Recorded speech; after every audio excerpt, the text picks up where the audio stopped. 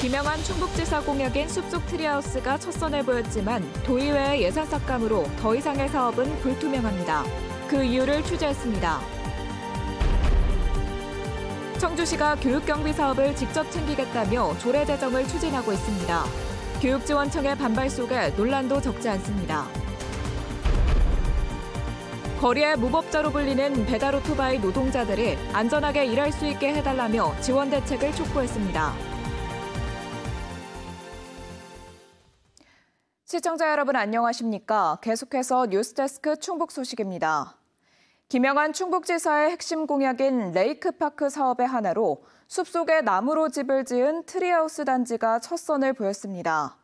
소설 톰 소여의 모험에 나오는 공간을 만들어 관광 사업을 이끌겠다는 건데 어찌된 일인지 김 지사와 같은 여당인 국민의힘이 주도하는 도의회는 관련 예산을 통과시켜주지 않고 있습니다. 김대웅 기자가 취재했습니다. 조령산 울창한 숲속에 나무로 지은 숙소가 들어섰습니다. 아열대 지역에서 습기나 해충을 피해 나무 위에 짓던 이른바 트리하우스입니다. 언뜻 나무로 지은 것처럼 보이지만 건축법에 따라 철골로 틀을 만든 뒤 나무를 덧붙였습니다. 김영환 지사의 핵심 공약인 레이크파크 사업의 하나로 5억 7천만 원을 들여 조령산 자연휴양림 안에 세 동을 시범적으로 지었습니다. 청주 대학생들의 건축 디자인을 반영해 자연과 어우러지는 독특한 휴식 공간을 만들었습니다.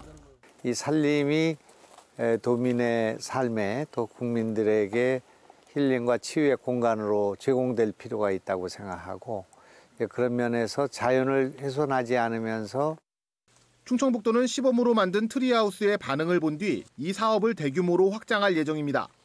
조령산 휴양림 안에만 120억 원을 들여 46동을 더 짓겠다는 계획입니다. 문제는 벌써 관련 예산이 올해에만 2차례나 도의회를 통과하지 못했다는 겁니다. 어린이들의 추락 위험, 호우시 산사태 등 안전 문제와 오폐수 처리 문제가 나왔고 무엇보다 낮은 경제성이 발목을 잡았습니다. 비용에 대비해 얼마나 편익이 있는지 경제성 분석을 해봤더니 기준치의 절반인 0.53에 머물렀습니다.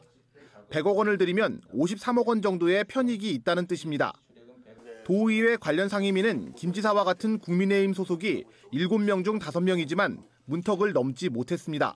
이제 어떤 사업을 할 때는 어떤 타당성 조사를 해서 정말 타당하다라고 했을 때 그 사업이 실행이 되는데 투자비 대비 이게 경제성이 너무 좀 뒤떨어진다.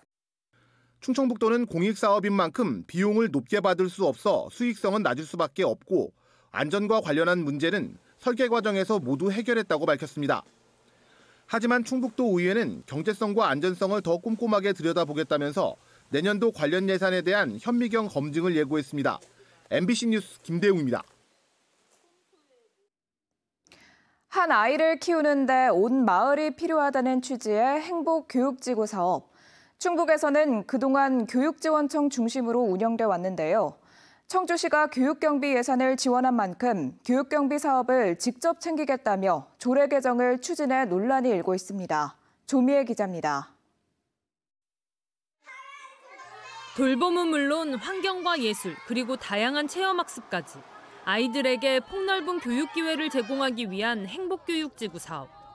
사업비는 지자체와 교육청이 절반씩 부담하지만 사업 추진은 교육지원청 중심으로 이루어져 왔습니다. 그런데 사업 시행 6년 만에 청주시가 반기를 들었습니다. 청주시가 예산을 지원하는 범위에서는 교육지원청을 거치지 않고 개별 학교와 직접 사업을 챙기겠다며 교육경비와 관련된 조례 개정에 나선 겁니다.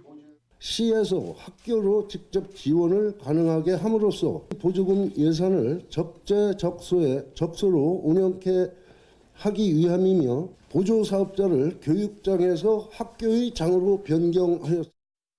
조례안이 본회의에서도 통과되면 청주시는 행복교육지구 프로그램도 직접 운영할 수 있게 됩니다. 시에서 직접 학생을 대상으로, 학교를 대상으로 사업을 하기 때문에 시를 더 소상하고 자세하게 설명할 수 있는 그런 사업에 할 수 있는 그런 근거가 마련됩니다. 청주교육지원청은 행복교육지구 사업 취지인 교육청과 지자체의 협력이 무색해진다며 당혹감을 감추지 못하고 있습니다. 시설 예산도 문제입니다. 다목적 교실 신축처럼 그동안 교육지원청이 담당하던 대규모 사업에도 교육경비 보조금이 들어가기 때문입니다. 결국 청주시는 별도 예산 항목을 추가해 이중 심사를 받아야 하고 일선 학교에서는 벌써부터 업무 가중에 대한 우려가 나오고 있습니다. 학교에서 투자나 계약 같은 거를 직접 해야 되는 상황이 돼가지고 학교 현장에 혼란이나 업무 과중 이런 게 있을 것으로 생각되고 사업을 추진하는 것도 되게 어려움이 있을 것 같아요. 행정의 비효율성을 야기한다는 반발 속에 충북 처음으로 교육청의 권한을 배제한 청주시의 교육경비 조례안이 다른 시군으로도 확대될지 주목됩니다. MBC 뉴스 조미입니다. 도로의 무법자로 불리기도 하는 배달 오토바이. 오토바이 배달 노동자 10명 중 9명은 최근 1년 안에 교통사고를 겪었던 것으로 나타났습니다. 오토바이를 운전하는 배달 노동자의 입장은 어떨까요? 안전하게 일할 수 있게 해달라며 지원 대책을 요구하고 있습니다. 김은초 기자입니다. 횡단보도를 건너는 아이들 사이로 배달 오토바이 2대가 빠른 속도로 질주합니다. 중앙선을 넘어 불법 유턴을 하고 인도 위를 거침없이 내달립니다. 단속을 피하기 위해 아예 번호판을 떼거나 가리기도 합니다. 위험천만하게 운전을 하다 보니 사고도 빈번하게 발생합니다. 공공운수 노조에서 청주 지역 배달 노동자 100여 명에게 물었더니 최근 1년 안에 86%가 교통사고를 겪었다고 답했습니다. 빠른 배송 요구 때문에 사고가 났다는 응답이 반을 넘었습니다. 별점이 안 좋게 되면 주문량이 줄어들기 때문에 라이더 입장에서는 어쩔 수 없이 신호위반이랑 속도위반을 하는 부분들이 있습니다. 빠르면 좋은 거라고 얘기합니다. 근데 빠르다는 건 결국에는 배달 노동자의 위험을 전제로 하고 있거든요. 도로가 곧 일터다 보니 춥고 더운 날씨에 쉴 곳도 부족합니다. 전국적으로 배달 노동자가 쉴 수 있는 이동 노동자 쉼터가 운영 중이지만 충북에는 단 한 곳도 없습니다. 청주시가 이동 노동자들을 지원하기 위해 2년 전 조례까지 제정했지만 쉼터는 물론 별다른 지원 대책도 없었습니다. 사무실이 없기 때문에 보통 이런 라이더들이 이동 노동자 쉼터를 원하고요. 도로 위에서 그냥 추위를 참고 더위를 참고 쉬는 경우들이 있기 때문에 급기야 배달 노동자들이 안전하게 일할 수 있게 해달라며 한자리에 모였습니다. 배달 노동자 실태 조사와 함께 쉼터 등 지원 대책도 요구했습니다.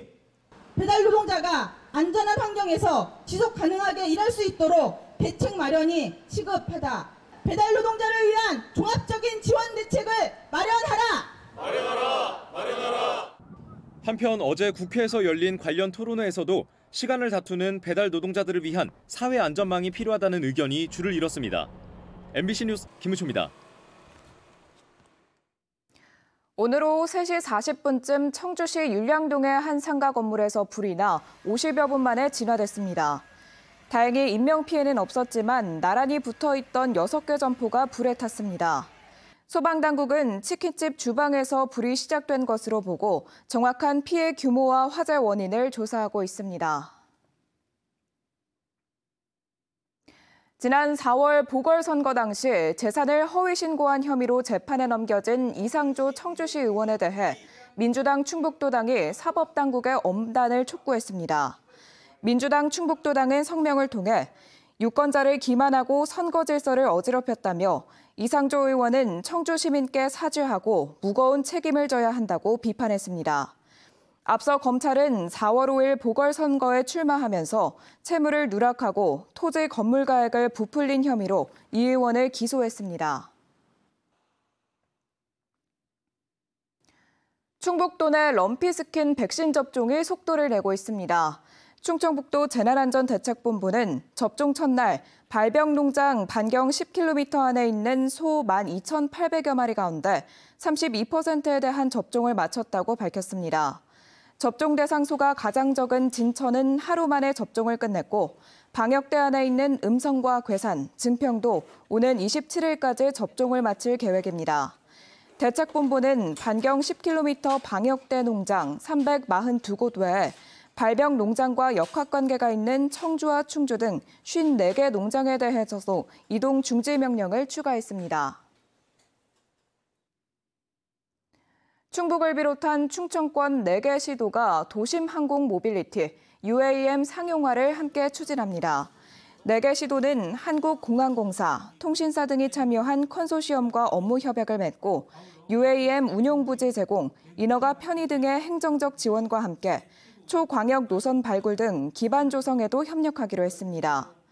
UAM은 전기로 움직이는 수직 이착륙 기반 항공 서비스로 활주로가 필요 없어 친환경 이동 수단으로 불립니다.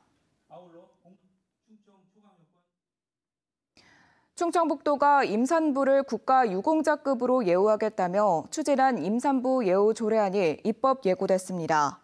출산 장려를 위해 추진되는 조례안에는 출생 양육 지원에 대한 도지사 책무와 임산부 공공시설 입장료 감면, 민원 처리 우선 창구 개설 등이 담겼고 각종 관련 지원 사업의 추진 근거도 포함됐습니다. 조례안이 의견 수렴 절차를 거쳐 다음 달 열리는 충북도 의회 정례회를 통과하면 내년 1월부터 시행됩니다. 안정적인 외국인 계절 근로자 유치를 위해 자치단체장들의 현지 방문이 잇따르고 있습니다. 음성군은 오늘부터 2박 3일 일정으로 몽골을 방문해 성긴 하르항청과 외국인 계절 근로자 도입 확대를 위한 협약을 체결합니다. 방문단 인솔은 럼피스킨병 발생으로 조병욱 음성군수의 방문 계획이 취소되면서 안혜성 근의회 의장이 맡게 됩니다. 뉴스데스크 충북 소식 마칩니다. 고맙습니다.